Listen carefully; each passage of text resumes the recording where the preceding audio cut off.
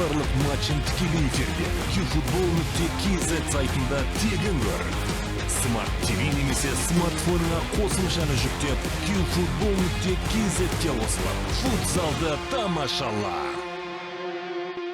Армысыздар, қадірменді көрермен, назарларыңызға футзалда Қазақстан чемпионатының кезекті турын ұсынамыз. Бүгін Атырау мен Семей командалары өзара мықтыны анықтайды. Жақсылық Байсариевтің алғаш жеңіп алған болатын.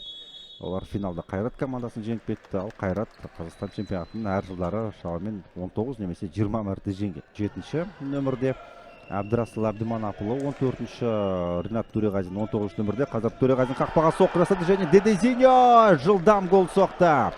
Башты Ринат Төреғазин осы голдың салуына себепкер атанды, өйткені өзі бірінші болып некесі соққы жасаған еді және екінші жағдайда екінші мүмкіндігін Дедезиньо тамаша пайдаланды. Өз командасының шабуылының 44-ші нөмірде, Никита Емельянов 89-ші және 99-ші нөмірде. Жинаманов Семей сапында екінші маусымын өткізіп жатыр. Тамаша соққы Селезнев, ұлттық құрама ойыншыларының бірі Дәрібай және бір соққы және контршабуыл Дедезиньо. Семейдің қазір жаңа шабуылы. Міне тамаша соққы Игита тепті. Игитаны алып отқан жай бар және Төреғазин ортаға шығарды. Есептің сұрады, керемет мүмкіндік, қақпаға соққы, екінші жағдай және Игита. Командасының жігіттері жарады. Мойындау керек, осы шабуыл кезінде Атырау командасы гол салуға әбден лайық еді, бірақ Игита.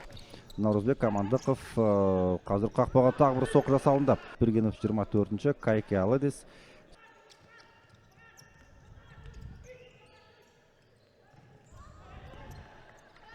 Және тағы бір соққы.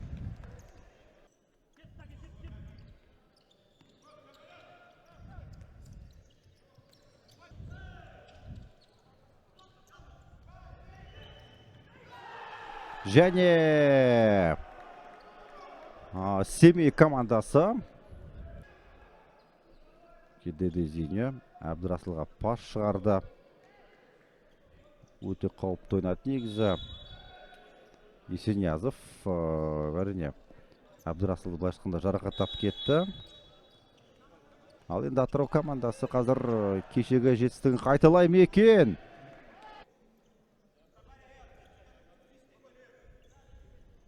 Алиснеке ойнады. Әдем пас, енді бір пастан кейін қақпаға соққы жасап көруге болады. Габриэл тепті. Өте қауіпті шабуыл болды Атырау ойыншыларының. Дедезиньо тепті.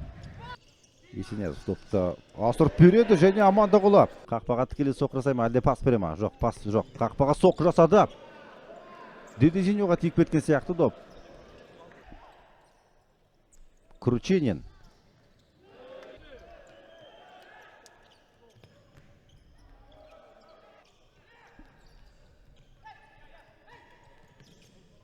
Дедезиньо, әдем пас және осымен матч аяқталды.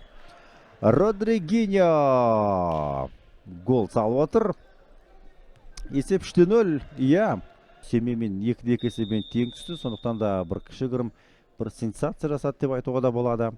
Ал бүгін Атырау командасы кешегі ерлігін қайталай алмай жатыр әрине.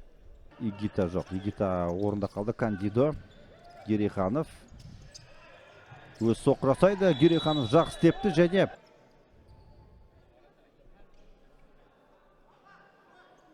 Иә, 23-ші нөмірдегі айналдырған 5 секундтың өзінде қаншама қауіпті шабуылдарды ұйымдастыратын. Ал қазір біздің ойында матч аяқталды. Қорытынды есеп 3-0.